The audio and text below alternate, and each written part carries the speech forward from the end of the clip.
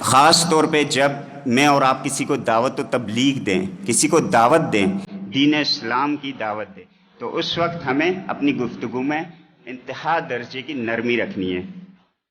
اللہ تعالیٰ نے موسیٰ علیہ السلام اور ہارون علیہ السلام کو جب فرعون کے پاس جانے کا حکم دیا تو فرمایا قولا لہ قولا لینا لعلہ یتذکر و یخشی، کہ تم دونوں جاؤ موسیٰ اور ہارون، کس کے پاس جاؤ؟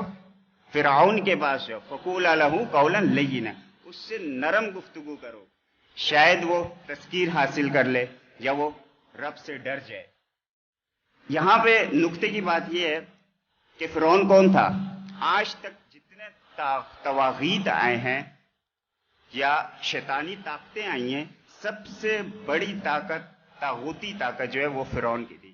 باقی جو بھی ہے اس نے یا تو جو ہے نبوت کا دعویٰ کیا یا جو ہے اللہ کے بیٹا ہونے کا دعویٰ دیا، یہ تو فرعون نے کیا کیا تھا؟ ڈائریکٹ انا ربکم الاعلی، میں تمہارا اعلیٰ رب ہوں۔ یعنی سب سے بڑا جو جرم کرنے والا شخص اس دنیا میں آیا وہ فرعون تھا۔ اس کے بارے میں اللہ تعالیٰ نے اپنے دو نبیوں سے کیا ارشاد فرمایا کہ اس کے پاس جو نرمی سے گفتگو کرو۔ آج میں اور آپ تو صرف مسلک اگر ہمارا چینج ہو، کسی سے گفتگو کریں گے، بھائی تم تو وہابی ہو، تم تو فلانے ہو، تم تو فلانا ہو، یعنی نماز کی اگر کسی کو دعوت دیں گے تو پہلے 10 غلطیاں اس کی گنوائیں گے، بھائی تمہارا مسلک یہ، تمہارا عقیدہ خراب ہے، تمہارا فلاں ہے، تمہارا فلاں، ہمارا یہ ٹھیک ہے، آ جاؤ۔ نہیں، بلکہ اتنے بڑے جرم کے مرتکب شخص کے بارے میں اللہ تعالیٰ نے فرمایا نرمی سے گفتگو کرو۔ تو یہاں جزوی اختلافات، جو فروعی اختلافات جن کی کوئی خاص اہمیت نہیں، صرف افضل مفضول کا فرق ہے۔ کیا فرق ہے؟ عقائد کے علاوہ جتنے اختلافات ہیں، رفع الیدین، فاتحہ خلف الایمان، آمین بالجہر، یہ تمام اختلافات فروعی اختلافات کہلاتے ہیں۔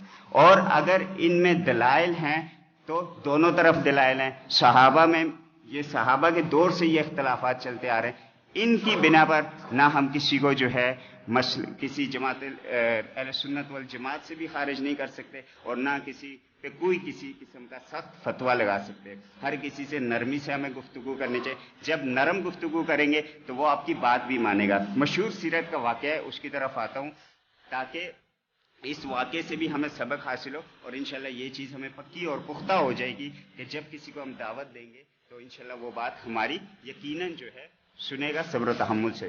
ثمامہ بن اسال رضی اللہ عنہ اپنی قوم کے سردار ہیں۔ صحابہ کو حکم ہوتا ہے کہ مدینے کے اطراف میں گشت کرو، اور کوئی بھی کافر بندہ مدینے کے اطراف میں تمہیں ملے تو اسے پکڑ کے مسجد نبوی لے آؤ، اور مسجد نبوی کے ستونوں کے ساتھ کیا کر دو؟ باندھ دو۔ ثمامہ بن اسال جو ہے اس وقت جو ہے مسلمان نہیں ہوتے، تو انہیں صحابہ جو ہے پکڑ کے لے آتے ہیں اور مسجد نبوی کے ستون کے ساتھ باندھ دیتے ہیں۔ اللہ کے نبی صلی اللہ علیہ وسلم کو خبر دی جاتی ہے، آپ ان کے پاس تشریف لاتے ہیں، کہتے ہیں ثمامہ کیا حال ہے، حال احوال بتاؤ۔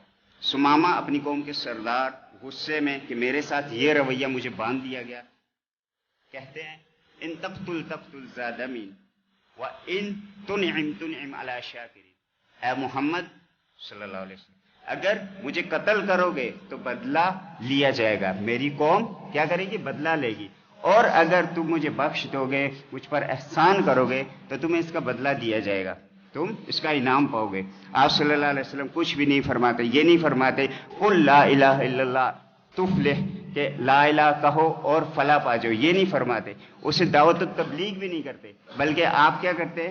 تبسم، کیا کرتے؟ تبسم، آپ صلی اللہ علیہ وسلم مسکراتے ہیں اور صحابہ کو حکم دیتے انہیں دودھ پلاؤ اور چلے جاتے۔ دوسرا دن یہی معاملہ ہوتا ہے، آپ صلی اللہ علیہ وسلم تشریف لاتے ہیں، ثمامہ سے پوچھتے ہیں کیا حال ہے ثمامہ، وہ یہی الفاظ دہراتے ہیں ان تقتل تقتل ذا دم وان تنعم تنعم علی شاکرین، اگر قتل کرو گے بدلہ لیا جائے گا، اور چھوڑ دو گے، بخش دو گے تو بدلہ دیا جائے گا، انعام دیا جائے گا۔ آپ پھر مسکراتے ہیں، صحابہ کو حکم دیتے دودھ پلاؤ۔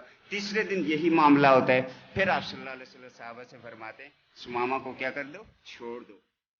3 دن صرف یہ معاملہ رہا، نہ آپ نے کوئی دعوت کی، نہ کوئی تبلیغ کی، نہ کوئی اصلاحی بات کہی، صرف یہ چیزیں فرمائی۔